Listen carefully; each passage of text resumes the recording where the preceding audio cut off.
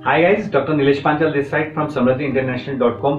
दोस्तों, आज हम बात करने जा रहे हैं नीट 2021 के सीट मैट्रिक्स की। मतलब हम जब नीट एग्जाम देंगे उसके बाद जो कॉलेजेस हमको मिलते हैं, जो कोर्सेज हमको मिलते हैं, उसमें गवर्नमेंट प्राइवेट जो इंस्टीट्यूशंस हैं, डीम्ड इंस्टीट्यूशंस हैं, उसमें कितने सीट्स अवेलेबल हैं। और उस सीट्स को अगर हम पहले से एनालिसिस कर लेते हैं तो हमको ये आइडिया और ये डिसीजन लेने में ये आसानी मिल जाती है कि जो काउंसलिंग होगी तो हम कैसे उसको प्रॉपर काउंसलिंग करें हमारी रैंकिंग के अकॉर्डिंग।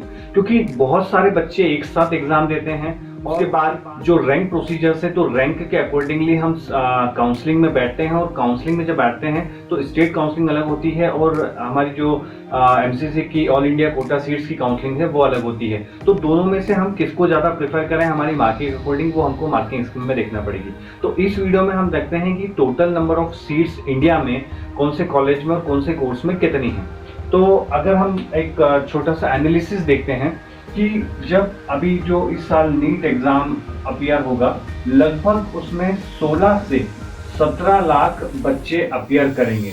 16 से 17 लाख बच्चे, ये हर साल अभी इसका आंकड़ा यही जाता है, करीब करीब 15 से 16 लाख 17 लाख, ये इतने बच्चे नीट में अपीयर करते हैं। नीट एग्जाम में अपीयर होने के बाद आपको जो एडमिशंस इसमें मिलता है, तो पहला में देखें कि नीट में मैंने आपको इसके पहले वीडियो में बताया था कि क्वालिफाइड मार्क्स एटलीस्ट आना चाहिए। तो अगर हम बात करते हैं 16 लाख बच्चों की, तो उसमें से करीब करीब 8 लाख यानी कि 50 परसेंटाइल बच्चे, माइट भी 7.5 से 8 लाख का आंकड़ा हो सकता है वो बच्चे क्वालिफाइड होते हैं और क्वालिफाइड होने के बाद में एलिजिबल होते हैं। इसका मतलब ये है कि अगर आप इन 8 लाख बच्चों के अंदर आते हैं तो आप एलिजिबल हैं कि आप एडमिशन ले सकते हैं। एडमिशन होना रैंक पर डिपेंड करता है, लेकिन आप अगर एलिजिबल हैं, क्वालिफाइड हैं, तो आप एलिजिबल हैं एडमिशन लेने के लिए। लेकिन अगर आप नॉट क्वालिफाइड रहे तो आप एमबीबीएस, बीडीएस, आयुष के सारे courses like BMS, BHMS, BUMS और बीएसएमएस, साथ में BVSc and AH animal husbandry, bachelor of veterinary science and animal husbandry, ये जो कोर्सेस हैं, इस कोर्सेस में आप एडमिशन नहीं ले पाएंगे उस साल। तो आपको ये ध्यान रखना है कि अगर आपको इन कोर्सेस में एडमिशन लेना है तो सबसे इंपॉर्टेंट चीज है कि नीट में क्वालिफाइड होना पड़ेगा। तो अगर हम टोटल देखते हैं कि बच्चे तो 17 लाख बैठते हैं, तो हमारे दिमाग में सबसे पहले ये दिमाग में बैठ जाना चाहिए कि अगर उसमें से 8 लाख बच्चे नीट में क्वालिफाइड हुए तो 8 लाख तो बाहर हो चुके हैं। मतलब आप जो कंपटीशन है वो आपका 8 लाख बच्चों से है। तो ये आपके दिमाग में आंकड़ा पूरी तरीके से क्लियर हो गया है कि टोटल 8 लाख बच्चे या 7.5 से 8 लाख बच्चे का एक अप्रोक्सीमेटली है। ये डेटा चेंजेस होता रहता है, वेरी करता है, कितने स्टूडेंट्स अपीयर कर रहे हैं और कितना उसमें जो परसेंटाइल है वो 50 परसेंटाइल उसको निकालते हैं। अब ये बच्चे जब यहाँ से क्वालिफाइड हो जाते हैं तो इनके लिए अलग अलग काउंसलिंग्स होती हैं, स्टेट काउंसलिंग्स होती हैं। एमबीबीएस के लिए, बीडीएस के लिए स्टेट काउंसलिंग अलग होगी, ऑल इंडिया कोटा की काउंसलिंग अलग रहेगी, आयुष के जितने कोर्सेज हैं उनकी ऑल इंडिया काउंसलिंग अलग रहेगी और स्टेट काउंसलिंग हर स्टेट में अलग अलग रहेगी। साथ ही बीवीएससी की काउंसलिंग भी according to the government officials, उसके अकॉर्डिंगली इसकी भी काउंसलिंग्स रहेगी। तो इतने कोर्सेज में हम एडमिशंस को ले सकते हैं। अब इसके साथ में जो बच्चे नीट में क्वालिफाइड हैं उनके लिए एक प्लस पॉइंट और बच जाता है, वो है एमबीबीएस अब्रॉड। मतलब कि वो बच्चे जो नीट में क्वालिफाइड हैं वो बच्चे एमबीबीएस अब्रॉड से कर सकते हैं और वो एलिजिबल होते हैं। इस टॉपिक को हम नेक्स्ट वीडियो में पूरा लेंगे ताकि हमको एक एक इसकी चीजें पता चल रहा है कि एमबीबीएस अब्रॉड जाने के लिए किन किन चीजों की आवश्यकता होती है, क्या डिसीजन लेने के लिए कौन कौन सी रिक्वायरमेंट्स हमको होना चाहिए और क्या तरीका है, एडमिशन प्रोसेस होता है जिससे हम एडमिशंस को ले सकते हैं। अब हम आते हैं यहाँ पर नीट जो 8 लाख बच्चे हैं और उनकी जो total number of seats available है इंडिया में, अगर हम देखते हैं तो अगर हम सिर्फ अभी एमबीबीएस की बात करते हैं, फर्स्ट हम बात करते हैं एमबीबीएस की। एमबीबीएस के 2 इंस्टीट्यूशंस हैं, एक होता है गवर्नमेंट इंस्टीट्यूशंस, गवर्नमेंट कॉलेजेस, दूसरे होते हैं प्राइवेट कॉलेजेस। अगर हम देखते हैं कि गवर्नमेंट और प्राइवेट कितने कॉलेजेस हैं इंडिया में, टोटल स्टेट सभी स्टेट्स को मिलाकर ऑल ओवर टोटल इंडिया में कितने कॉलेजेस हैं, तो गवर्नमेंट करीब करीब 286 के आसपास है। अप्रोक्सीमेटली वैल्यू बता रहा हूँ क्योंकि कई बार गवर्नमेंट डिसीजन लेती है नए कॉलेज खोलने की तो वो नए ओपन हो जाते हैं। तो अभी तक का जो आंकड़ा है उसके अकॉर्डिंगली 286 गवर्नमेंट कॉलेजेस हैं एमबीबीएस के लिए, और 200 करीब करीब 75 के आसपास जो कॉलेजेस हैं वो प्राइवेट कॉलेजेस हैं। तो यहाँ पर अपने सामने दो चीजें क्लियर होगी कि करीब करीब 550 आपके पास एमबीबीएस कॉलेजेस हैं।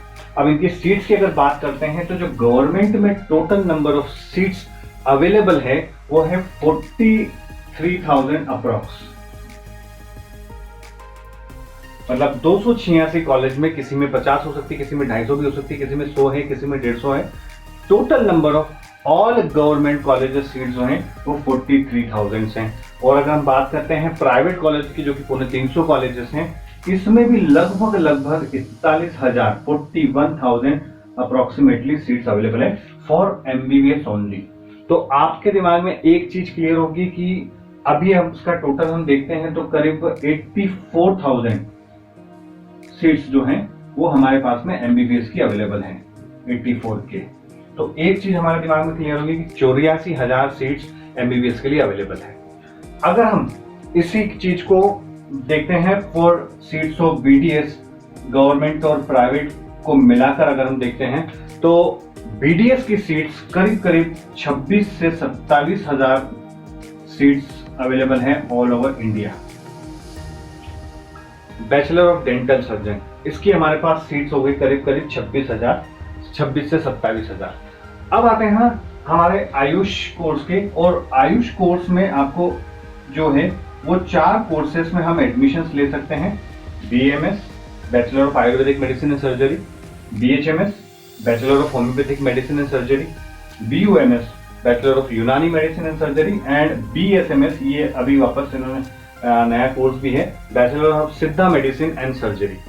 तो इसमें एक कोर्स और होता है, वो कई बच्चे उसको लेके कंफ्यूजन में भी रहते हैं, BNYS bachelor of naturopathy and yoga science. इसको अभी नीट में कंसिडर्ड नहीं किया गया है।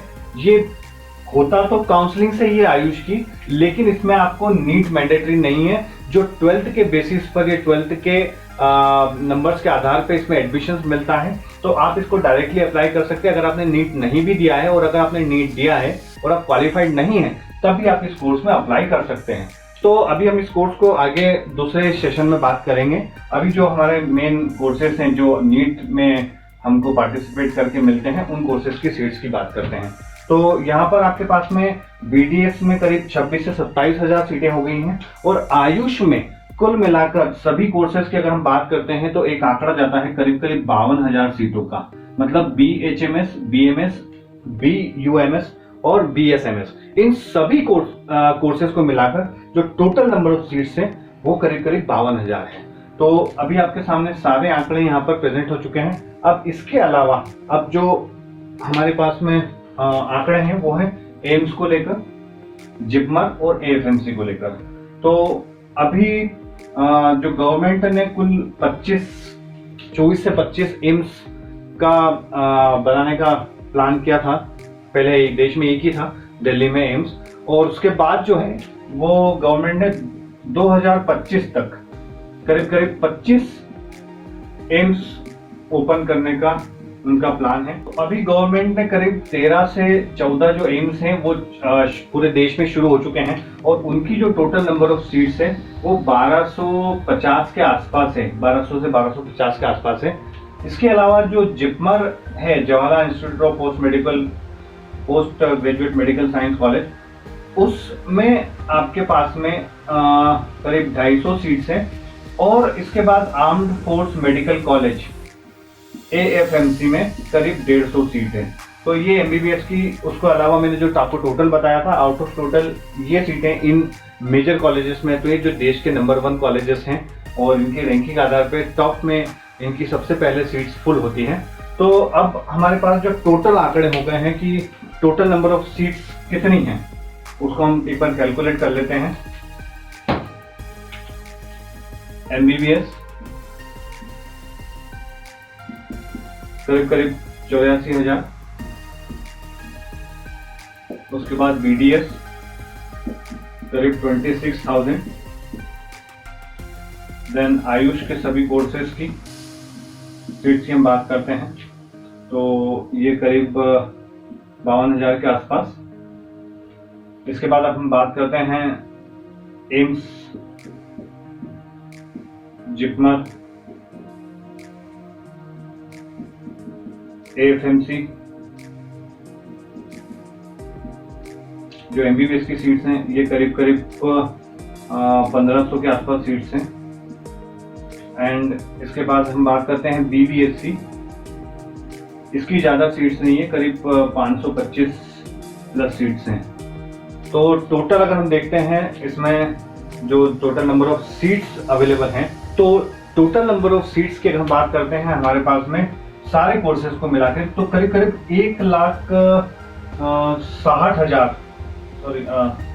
1,63,000 के आसपास टोटल सीट्स अवेलेबल हैं। हाँ जी, तो टोटल हमारे पास में 1,63,000 सीट्स अवेलेबल हैं।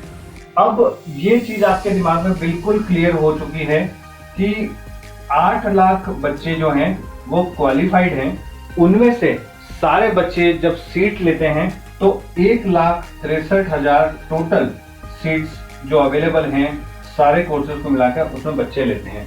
तो इसमें से अगर हम बात करते हैं तो करीब करीब 6.5 लाख बच्चे 6.5 लाख बच्चे नीट एग्जाम के बाद भी एडमिशन इन कोर्सेज में नहीं ले पाते हैं। तो अगर हम परसेंटेज की बात करें तो बहुत कम परसेंटेज है, करीब 15 से 20% ही सीट्स अवेलेबल हैं जो आंकड़े क्वालिफाइड हुए हैं। तो अब आपके दिमाग में ये चीज बैठ जाना चाहिए कि अगर हम इन डेटाबेस को एनालिसिस करें तो अगर हमारे बच्चे के नंबर कितने आए हैं उसके बेसिस पे आप उसके कोर्स के काउंसलिंग कर सकते हैं। कई बार क्या होता है कि बच्चे के मार्क्स आ रहे हैं 300, अब पेरेंट्स सोच रहे हैं कि एक बार काउंसलिंग में भर तो दें। देखिए, भरना इंपॉर्टेंट है, फॉर्म्स को हमको फिल करना, एप्लीकेशन फॉर्म को इंपॉर्टेंट है, लेकिन आप पहले एनालिसिस कर लें कि क्या हमको उस काउंसलिंग में फायदा है।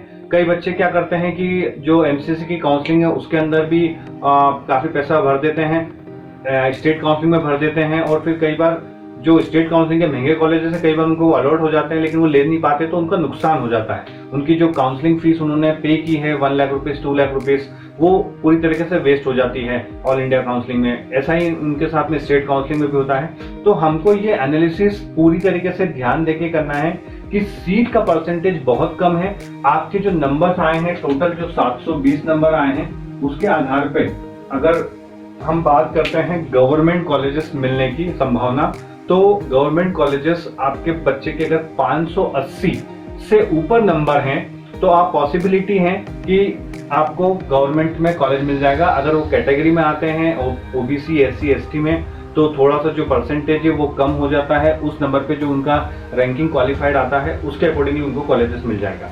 और हम बात करते हैं अगर इन दूसरे कॉलेजेस की, तो कई बार सिर्फ क्वालिफाइड होने पर भी आपको कॉलेजेस में अलॉट हो जाते हैं, प्राइवेट कॉलेजेस आयुष के या BDS के, तो आप उनमें भी जा सकते हैं। अब ये इंटरेस्ट रहता है कि आपको वो कॉलेजेस लेना है या नहीं लेना है, या आपका एम क्या है। अगर आपने इस साल बहुत अच्छी तैयारी करी है, आप MBBS में सिलेक्ट नहीं हो पाए हैं, तो आप नेक्स्ट ईयर एक बार और ड्रॉप देके उस एग्जाम्स को देकर क्लियर कर सकते हैं। तो ये हमारे पास में क्योंकि अनलिमिटेड अपॉर्चुनिटीज हैं, अगर आप ज़्यादा से ज़्यादा बार तैयारी करके अच्छे से तैयारी करके अगर स्कोर कुछ आ रहा है तो उस स्कोर के बेसिस पर आप नेक्स्ट ईयर का डिसीजन भी ले सकते हैं।